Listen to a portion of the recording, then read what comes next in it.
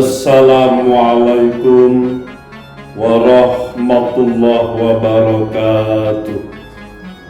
Sahabat muslim dimanapun berada, kita ikuti video dari Menteri Keuangan Bu Sri Mulyani berikut ini. Pada dasarnya mereka yang mampu harus menggunakan kemampuannya, karena di dalam setiap rezeki dan harta yang kamu dapatkan ada hak orang lain. Caranya hak orang lain itu diberikan, ada yang melalui zakat, ada yang melalui wakaf, ada yang melalui pajak. Sahabat muslim dimanapun berada,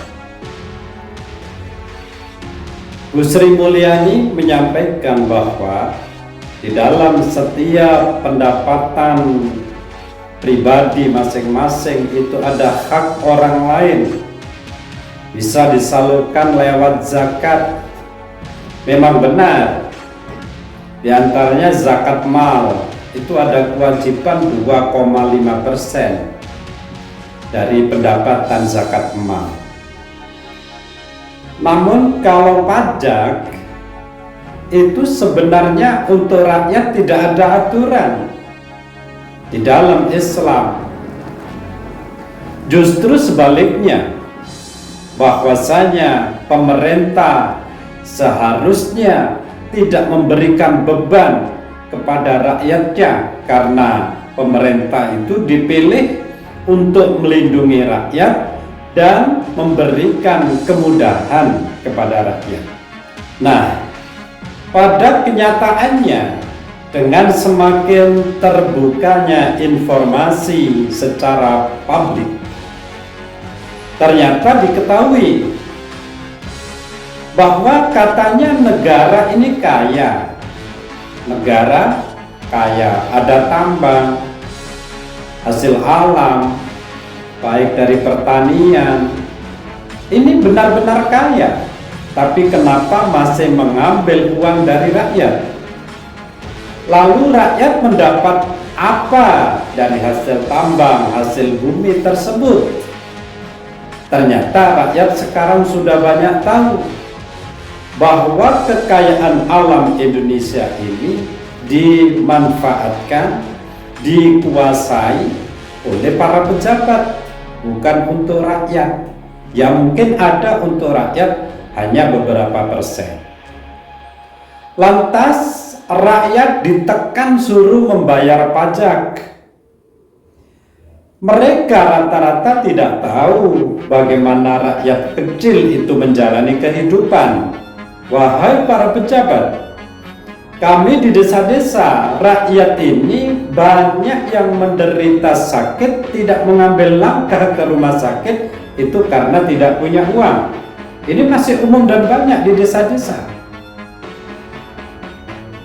Dan banyak juga dari warga orang-orang di desa, orang-orang kecil, itu yang buruh tani, sehari dapat 50.000 hanya untuk makan sehari itu, dan makan dengan uang 50.000 untuk semua keluarganya. Itu mereka masih banyak berkehidupan semacam itu. Belum mereka yang harus membayar kepentingan anaknya sekolah, kepentingan anaknya yang masih mengaji. Tapi para pejabat, mereka menghabiskan anggaran yang tidak seimbang dengan keberadaan rakyat. Itu diketahui sekarang secara publik, sehingga rakyat sadar. Ternyata selama ini rakyat itu ditindas oleh pemerintah, baru sadar itu. Pajak disuruh bayar, ditekan, diintimidasi, lantas dikorupsi. Itu faktanya. Seharusnya korupsi itulah yang diambil uangnya, bagikan kepada rakyat, berikan kebebasan rakyat untuk berobat, berikan kebebasan rakyat untuk tidak membayar pajak. Dan bukan hanya itu, ternyata terakhir ini Banyak kenaikan pajak itu melampaui batas kemanusiaan. Pajak yang lama itu mereka sudah termehek-mehek untuk membayar. Kalian kan orang-orang pejabat tidak pernah tahu yang ada di bawah. Tapi kalau satu pejabat yang saya tahu seperti Pak KDM, Kang Deddy Mulyadi, rupanya dia pernah miskin. Nah itulah mereka bisa merasakan, Pak KDM bisa merasakan betapa kita orang-orang kecil itu banyak kesengsaraan dibanding para pejabat yang banyak korupsi, anggaran terlalu tinggi, gaji yang terlalu tinggi. Itu sangat tidak seimbang. Saya tidak menyangka kalau gaji para menteri, gaji para DPR itu sampai begitu besar. Ada yang sampai hampir 100 juta.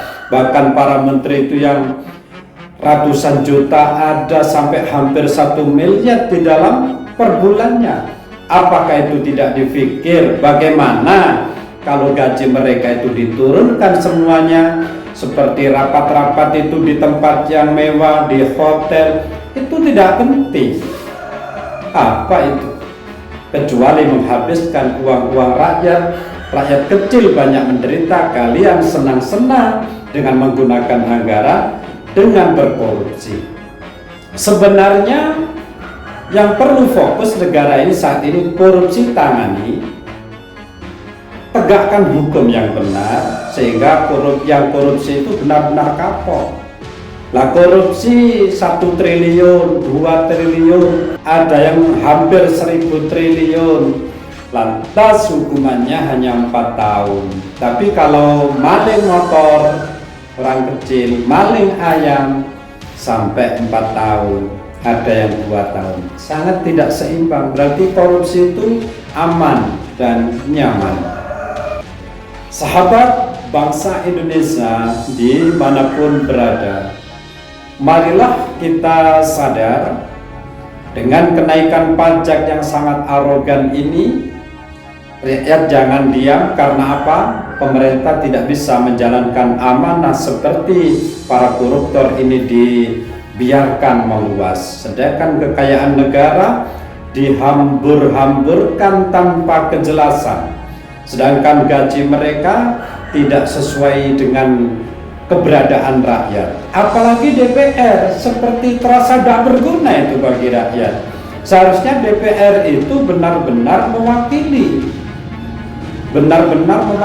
oh rakyat saya itu banyak yang tidak mampu, jangan menaikkan pajak, seharusnya membebaskan pajak, macam itu. Wallahul muwaffiq ila aqwamit thoriq. Wassalamualaikum warahmatullahi wabarakatuh.